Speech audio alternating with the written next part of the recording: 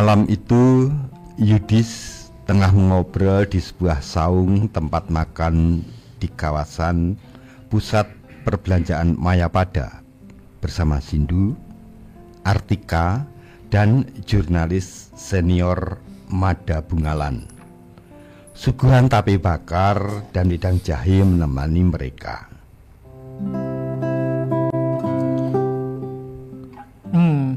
Ini sangat masif. Sebenarnya dulu sudah ada pagebluk seperti ini, tapi kali ini lebih parah. Dan anehnya sebuah pimpinan diam. Tapi Pak Yudis, ini off the record loh, sebab ada Pak Mada Bungalan di sini. Beres Putih Artika. Kayak nggak tahu siapa saja saya. Memangnya semuanya aman Pak Mada dan Bu Artika. Tapi saya melihat sorot mata Pak Yudis, sepertinya beliau kurang nyaman. Betul sekali Pak Sindu. Saya harus memastikan HP Pak Mada off recordernya. Saya jamin itu Pak Yudis. Begitu kan Pak Mada? Oke Bu. Semua demi kelancaran tugas Pak Yudis, Bu Artika, dan Pak Sindu. Sekarang sudah tidak ada orang yang berseliweran di sekitar kita. Ayolah Pak Yudis, silakan membeberkan pagebluk yang terjadi sekarang di era Pak Asmuni yang menjadi pimpinan lakon. Baiklah. Sebenarnya mulai dari meminta Pak Sindu mundur, menurut saya rekrutmen awal Pak Sindu memang bukan sosok sembarangan. Semua orang tahu Pak Sindu mantan perwira prajurit dan ketua wadah Abdi Lakon selama 2 tahun terakhir. Terus siapa yang mengendaki Pak Sindu keluar dari lakon? Oh, ternyata itu yang menjadi kegelisahan Pak Yudis. Bukan hanya itu Pak Sindu. Mengusir Anda adalah ancaman yang nyata bagi lakon. Karena Pak Sindu ibarat simbol keteguhan pemberantas korupsi. Begitu kan Pak Yudis? Jadi artinya bila Pak Sindu bisa dengan mudah diserang, apalagi yang lain. Kalau begitu, dari obrolan ini saya bisa menyimpulkan bahwa banyak potongan puzzle yang berkaitan dengan misi besar kelompok tertentu untuk menguasai dan mengendalikan lakon.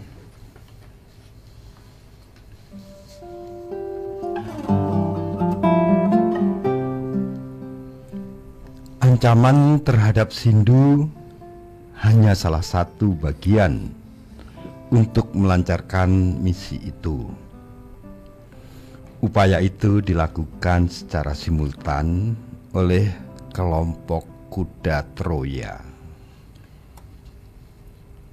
Upaya masif kelompok penyusup kian terasa saat masa kepemimpinan Pak Asmuni 2 tahun belakangan ini.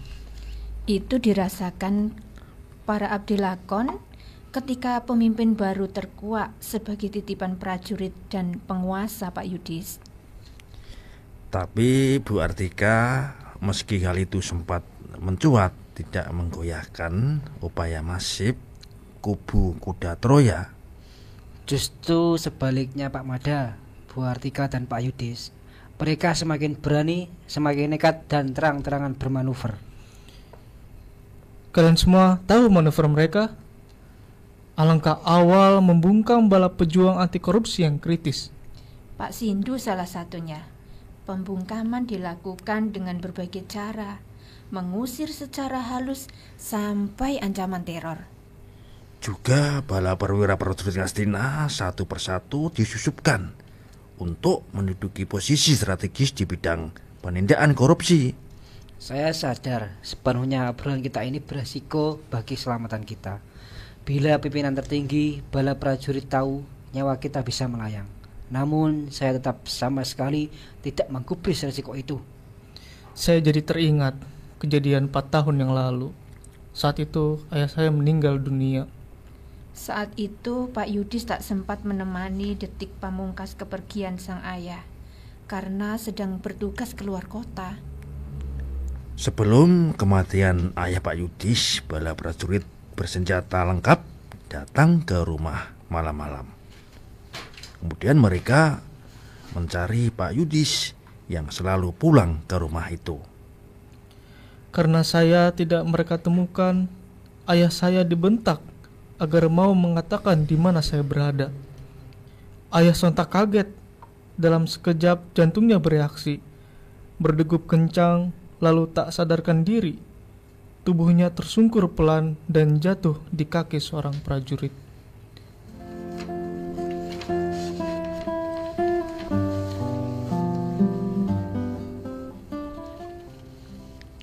Siang itu, Sindu menemui Asmuni di ruang bagian penyidikan di lantai 9 gedung lakon.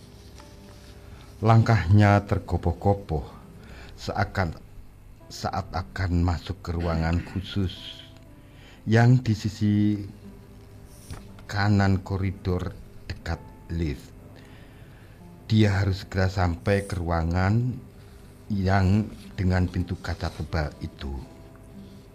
Pimpinan sudah di dalam sejak beberapa menit lalu. Sebagai abdi, rasanya pakewuh bila membiarkan atasan menunggu lama. Laki-laki Pak Asmuni menanyakan tentang perkembangan kasus K3. Kan masih landai-landai saja Pak Sindu. Saat ini kasus K3 tahap pertama baru masuk meja hijau. Begitu kan Pak Pramono? Benar Bu Artika dan Pak Sindu. Kepala Otoritas Kependudukan Kementerian Imran Petro dan anak buahnya Sugiroto Gareng menjadi terdakwa. Dan pasti Pak Asmuni bernafsu agar Sonotoloyo dijadikan tersangka. Benar kan Pak Sindu?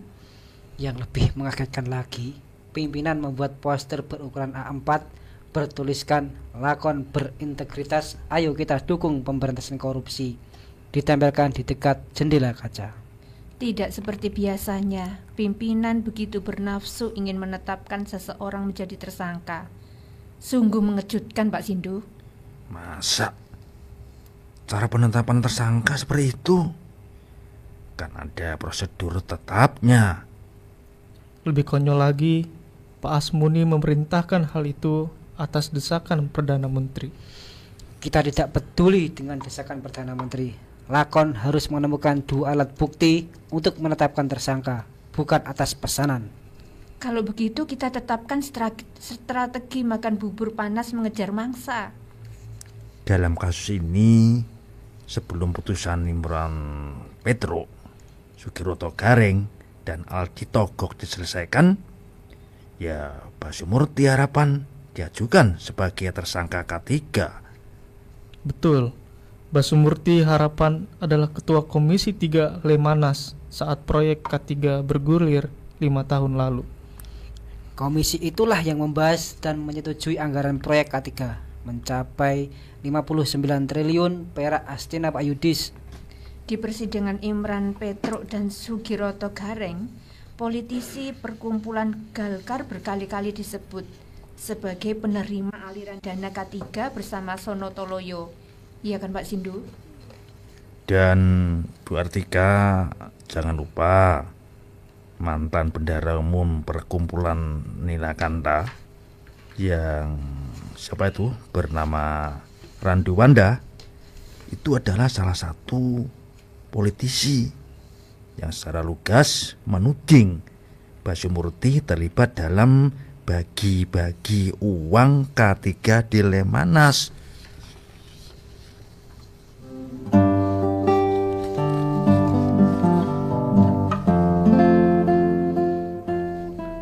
Randuwanda ikut menyaksikan penyerahan uang K3 kepada Basumurti, dan Basumurti kunci untuk membuka keterlibatan semua anggota Lemanas.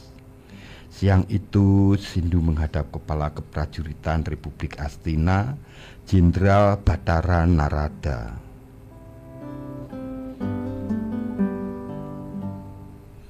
Bagaimana hasil pertemuannya Pak Sindu dengan Bapak Jenderal Batara Narada? Beliau tidak banyak bicara. Hanya komitmen beliau untuk tetap membackup lakon membuat kita semangat. Hanya anehnya saja, mengapa beliau menanyakan tentang kasus ketiga ini.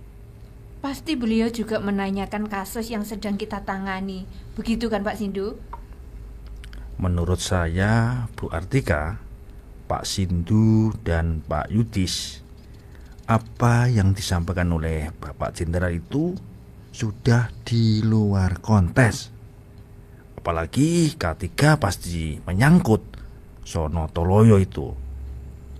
Lalu bagaimana tanggapan Pak Sindu?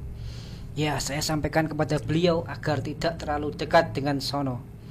Kalau bapak-bapak dekat-dekat dengan dia, akan saya libas. Pak Sindu ini termasuk prajurit jujur.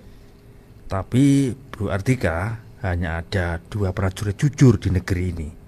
Benar Pak Parmono dan Bu Artika. Pertama, prajurit tidur, dan kedua, patung prajurit. Kalau boleh memilih, hampir semua prajurit jujur di negeri ini ingin sekali segera pensiun dan diukir menjadi prajurit tidur ataupun patung prajurit. Bisa aja. Ya. Gitu ya, Tapi jangan kita keburu senang, sebab Prabu Lembah Tengguruk dan Surapati Adijoyo mencoba menggagalkan Sono sebagai tersangka. Oh, Prabu Lembah Tenggaruk, Koordinator Menteri Bidang Pertahanan dan Keamanan. Benar Bu Artika. Sedangkan Surapati Adijaya adalah Sekretaris Jenderal Perkumpulan Candra di Muka, perkumpulan salah satu pengusaha pengusung Perdana Menteri. Betul, sehingga Perdana Menteri tersandra oleh kelicikan keduanya.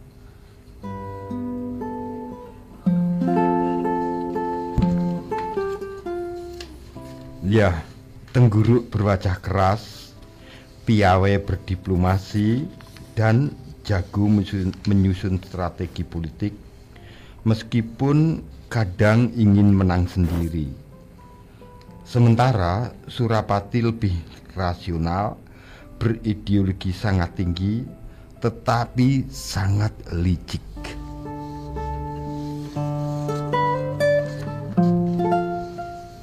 Saya memiliki pengalaman buruk dengan kedua tokoh elit itu.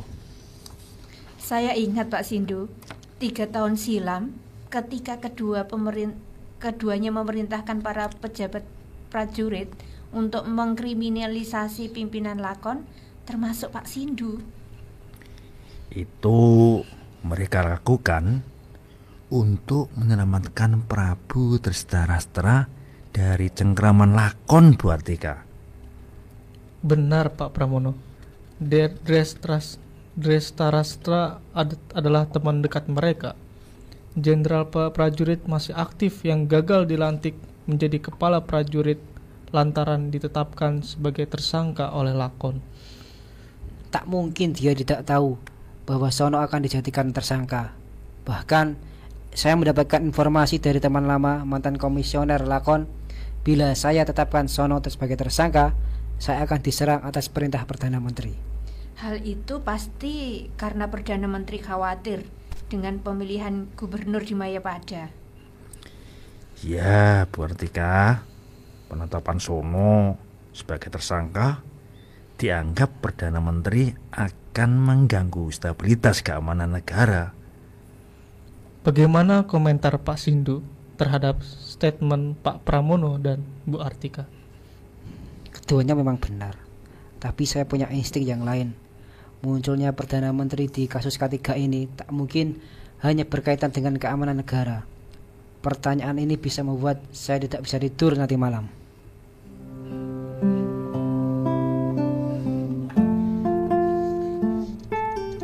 Asmuni kembali memanggil Sindu, namun bukan untuk rapat perkembangan perkara. Dia hanya ingin ngobrol biasa. Kali ini Asmuni dengan memelas mengatakan bahwa Perdana Menteri ingin Sono Toloyo segera jadi tersangka. Saya nggak ada urusannya dengan Perdana Menteri. Saya fair saja, bergantung dengan hasil perkembangan penyidikan.